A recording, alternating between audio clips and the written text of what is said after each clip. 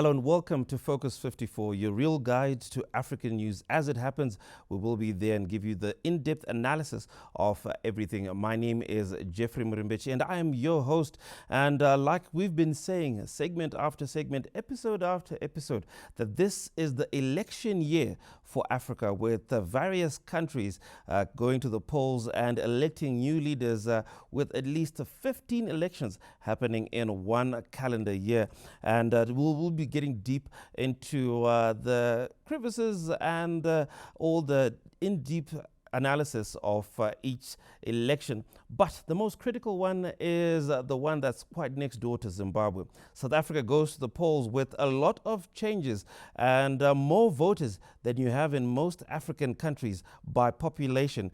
And this is why this is the most important election of this year. Not only does it touch South Africa, but it touches everyone. Don't forget that South Africa is one of the biggest trade partners in Africa and the most industrialized country. So this election does not only touch Africa, but it touches the rest of the world. Now we'll be joined by Richard Mahomva, a political analyst, who will get us to give us an in-depth analysis of the South African election as it unfolds. But as always, we give you the news and what is going on across the rest of the continent. And to kickstart, we start off with South Africa. As I mentioned earlier on, that South Africa is voted on Wednesday at schools, community centers, and in large white tents set up in open fields, as the election is seen in the country's most important one in 30 years. Various leaders casting their ballots in the highly contested South African election, and we'll be talking about that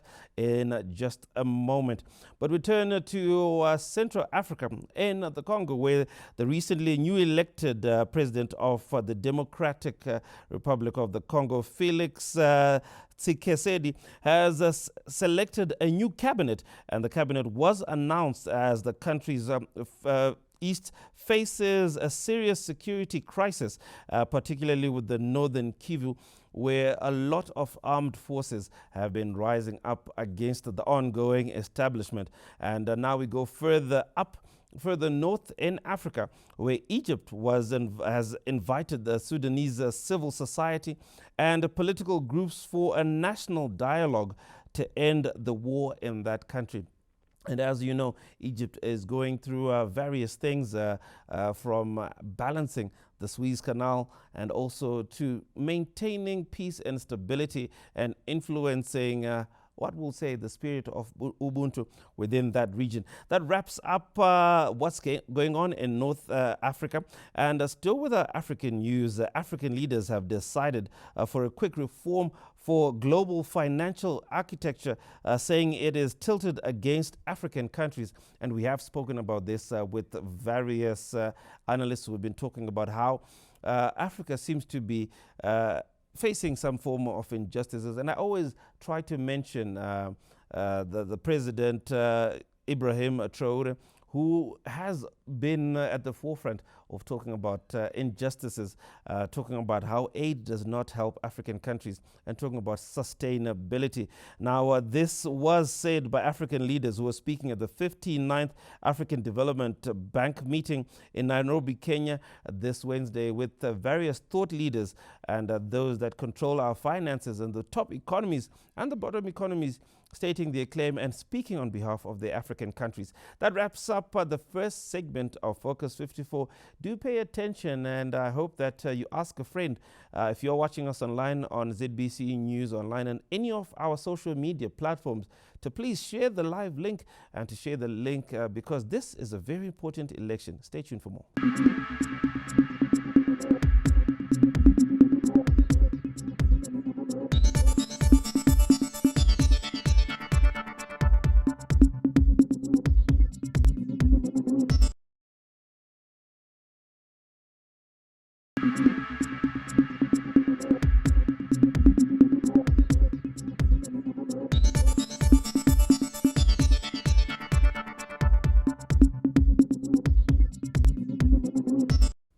Welcome back to the second segment of Focus 54. And we did say that this is the most important election, not only in Africa, but also affects international parts of the world, because the South African election, like we did say in the first segment, is critical and very important. I did promise that we'll have our big brains in terms of political science, and a student of political science and a political scientist who's well recognized, Richard Mahomva, joins us in studio. Today we give you the very tough task of trying to compress, I would say, a quagmire beyond what we can fathom as regular people. The South African election. I want to ask, first of all, for you to talk to the individual, the Zimbabwean who is out there, the person in Malawi, the person who is in Rwanda, on what this election means for us. Just putting into perspective, this is an election with more than 27 million voters. Almost half the population has been registered as voters. And above that, South Africa is tied to BRICS. South Africa is also tied legally in the conflict in the Gaza. A big mouthful to start off with there. So thank you so much for raising these pertinent issues around the South African election. But I would like to prime my submission on the fact that we have got the African National Congress, the ANC, that is in this election to consolidate its power. And this is a party that has existed for more than 100 years. It is a party that is a perennial feature of the African anti-colonial predisposition. And for me, the fact that the ANC is still standing strong today is quite affirming the fact that nationalist movements are still alive. It's that nationalist movements are still vibrant. And we see the same in Zimbabwe in the context of ZANU-PF. We see the same in the context of the Chama Pinduzi of Tanzania, the SWAP of Namibia, the Frelimo of Mozambique. So it shows that... I would have added Rwanda as well. Yeah. So it shows that nationalist movements are alive and vibrant. And you are raising a very pertinent point around the ANC government as geopolitical positioning within the context of its alignment in the BRICS, within the context of the case that it submitted to the international court around the issue of Palestine. So it shows that South Africa has continued a very anti-imperialist position, because BRICS is an alternative to the white monopoly imperialist oligopoly capital and other multilateral institutions that have perennially hampered Africa's pure independence. And then the unique case that South Africa also posited, it shows that we would see former liberation movements humanizing the global political landscape, where certain countries who give sanctions to other countries continue to fund the killing of human beings. It means they will continue to be challenged by institutions like the ANC, and progressive Africans in that regard may perhaps consider the need for the longevity of nationalist movements. So now, Richard, you mentioned all of these things and external interests beyond South Africa. Zimbabweans have interests, Malawians have interest in South Africa, and now the global world. How can South Africans be sure that they can guard and have a sovereign election with all these, interested parties outside South Africa? I'll give you a case of the formation of Mkhonto weSizwe with former President Jacob Zuma, a stalwart of the ANC itself, coming through and, sort of potentially going to get a percentage of the total vote.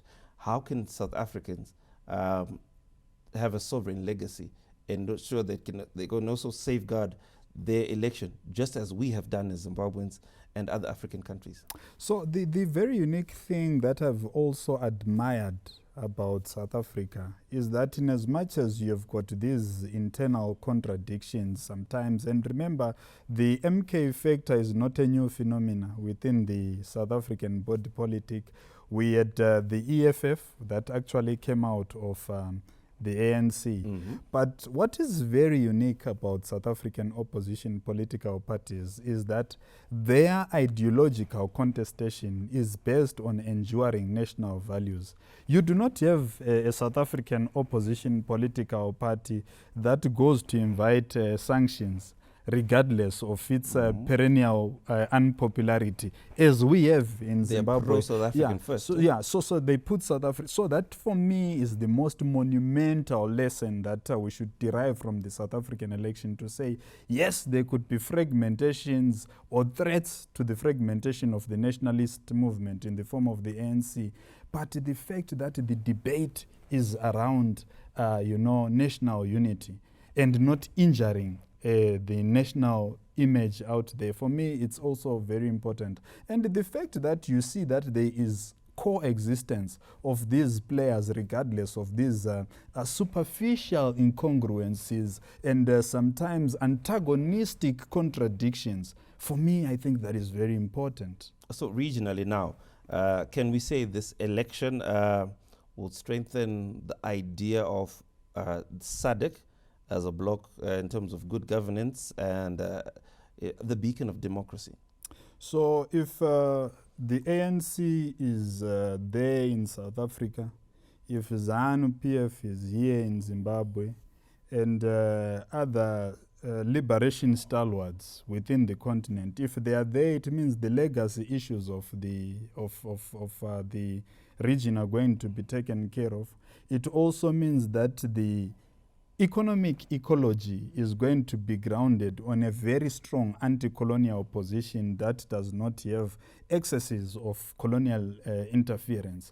And for me, that is an imperative stepping stone to the success of Pan-Africanism. And it's worth supporting, it's worth the support of progressive forces in the region to say nationalist movements are still intact. And hence, the return of ANC is a good thing for the region. Now, as a scientist, you cannot ignore the numbers.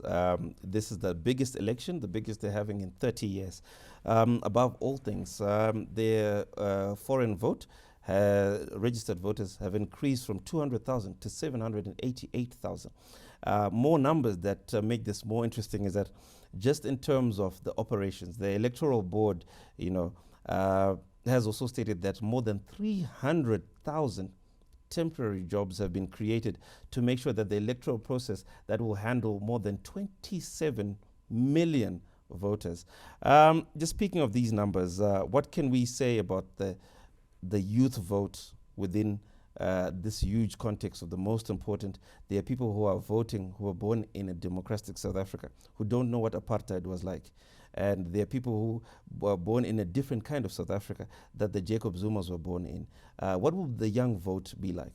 So I want to revert to your numbers. So the diaspora vote is an insignificant chunk given to the entire populace that is going to which has actually been voting. And then you speak of the 300,000 temporary jobs that have been created in terms of the electoral management. Just staffing. to make it, yeah. But remember, whenever elections happen, there's a new economic value chain that occurs. People print T-shirts, messaging, and all those other aspects. So it shows that the number is even bigger. In that regard, and it also means that the democratic participation from all angles is even widening. And then you speak about the youth demographic dividend.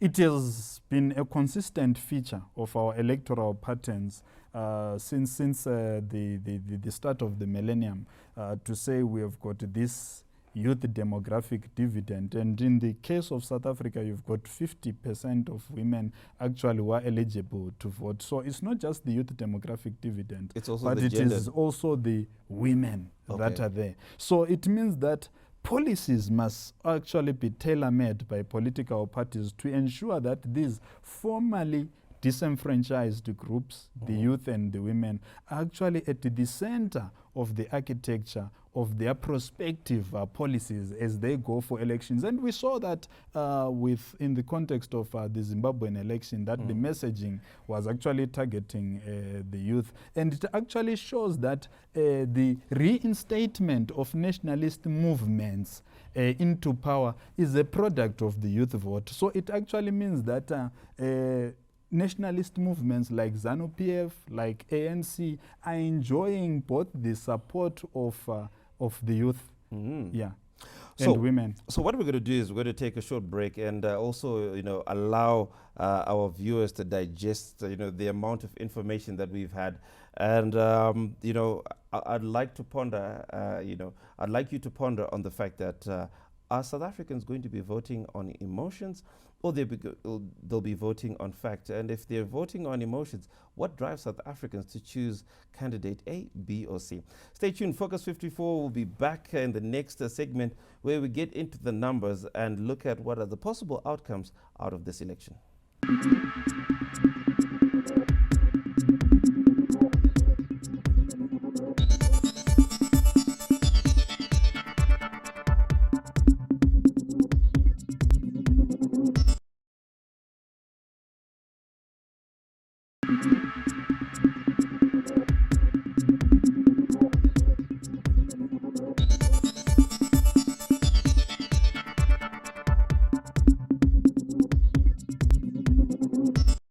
Welcome back to Focus 54, the third and final stretch as we dig deep into the South African election.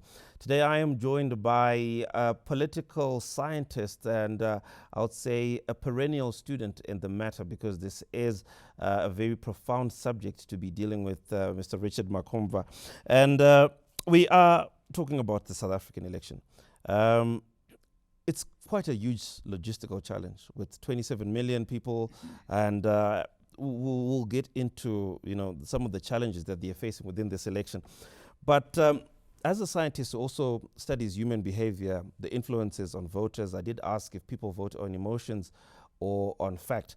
What does this say to the people that are yet to vote or who will vote after watching current President Cyril Ramaphosa very early in the morning being broadcast casting his vote? We've seen that happening in Zimbabwe. We've seen that happening in Rwanda. What does that do to the voters? So it naturally is an encouraging effect to see, presidential candidates being on the forefront of the voting process. It has a natural more motivating effect. And of course, the issue of logistical challenges has also been hyped on social media.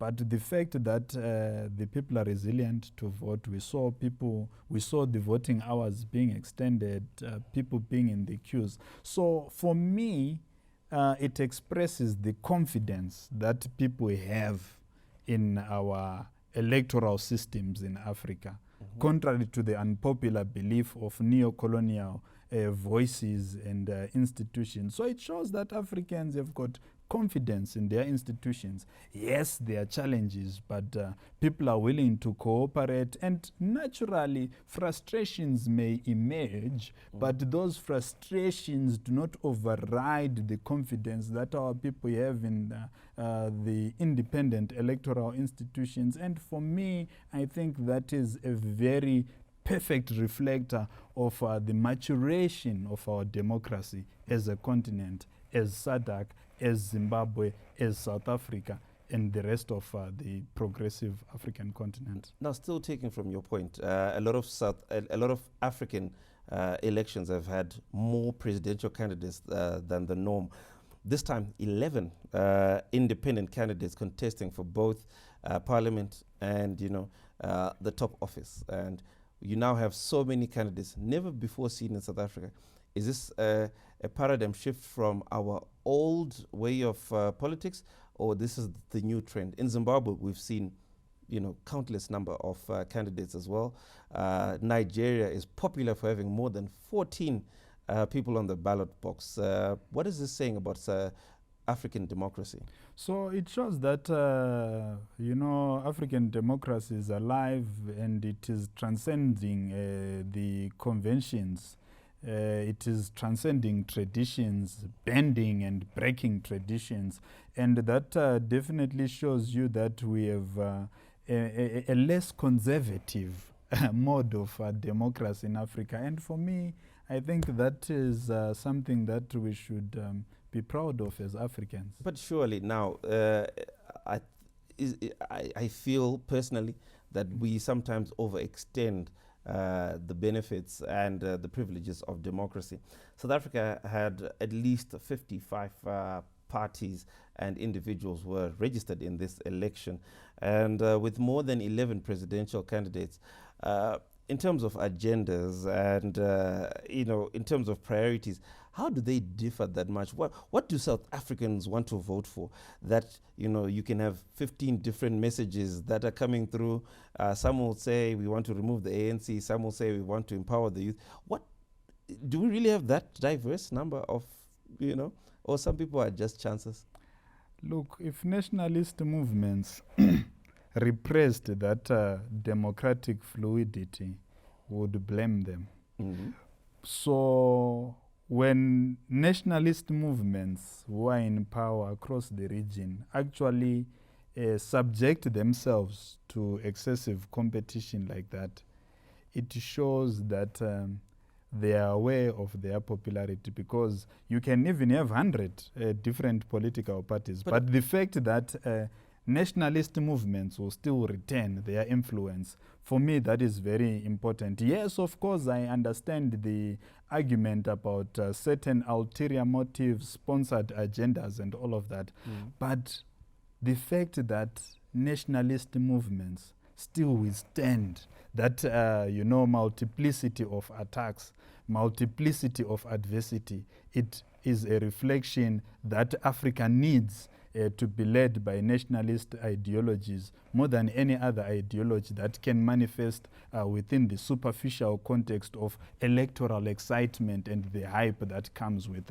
elections. I don't often agree with everyone when they say certain things, but you're absolutely right. Just to bring things into context, we're used to the ANC, the DA, which was the main opposition, the EFF, a new young economic front that has come through. Controversies where we could understand, it's the old guard trying to bring some of those, but the rest, honestly, I don't know what people are talking about. And speaking of nationalist movements, we have seen bilateral relationships between Zimbabwe and Botswana, just taking the Zimbabwean election as a blueprint.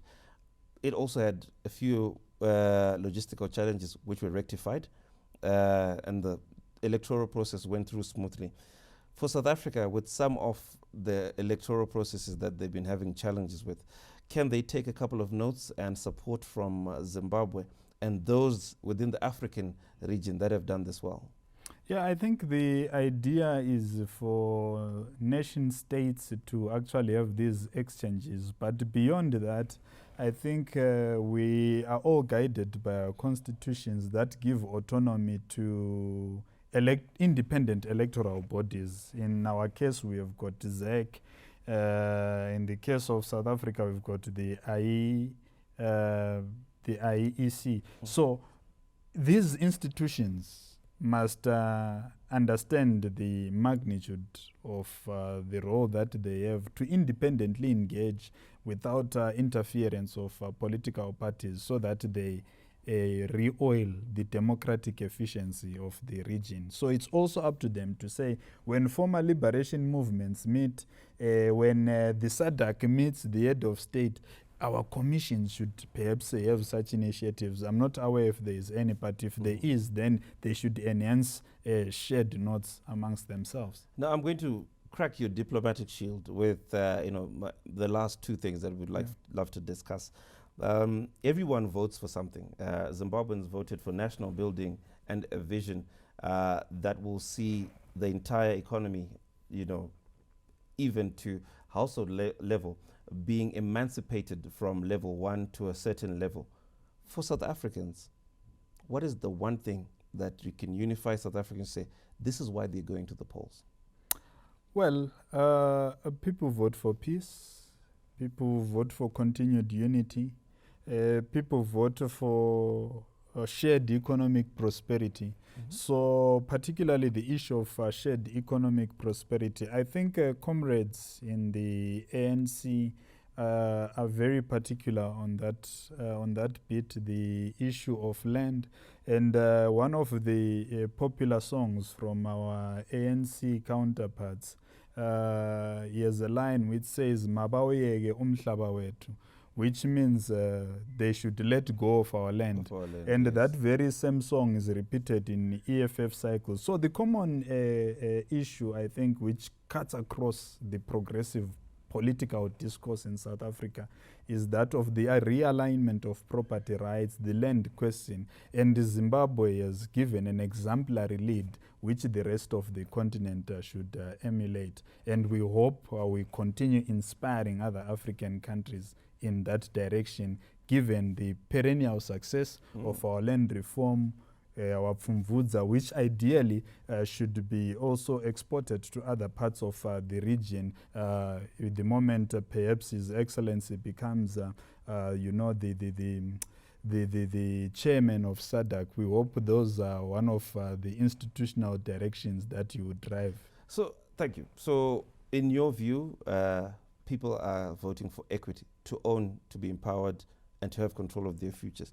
Precisely. That we agree on. Now, as we close off, who's going to win this election? The ANC. The numbers currently are indicating that it is the ANC. And beyond the numbers, for those of us who are aligned to ideas of Pan-Africanism, would want to see the longevity of our nationalist movements. So the victory of ANC is the victory of the progressive anti-colonial force that evokes the effect of the contributions of Kwame Nkrumah, Walter Sisulu, Steve Biko, Robert Mugabe of Zimbabwe. So we anticipate that the ANC consolidates the gains of our people against colonialism. Wow. On that powerful note, I'd like to thank you as a scientist for cracking your diplomatic shield and giving us your facts. And I'll say, giving us a clear insight on what this election is all about. And we will be monitoring all of this. And to find out more about the South African election, do also stay tuned to all of our news bulletins. We'll be giving you coverage of these and many other issues. And sadly, we need to say goodbye to all of our viewers on Focus 54. But remember to go on our social media pages, ZBC Entertainment on TikTok, also to go on our YouTube page, our X page, and our Facebook page, ZBC News Online, to get more episodes and to get updates and give us your thoughts and feedback on these and many other issues. For Focus 54, covering all South African and African elections, my name is Jeffrey Murimbechi.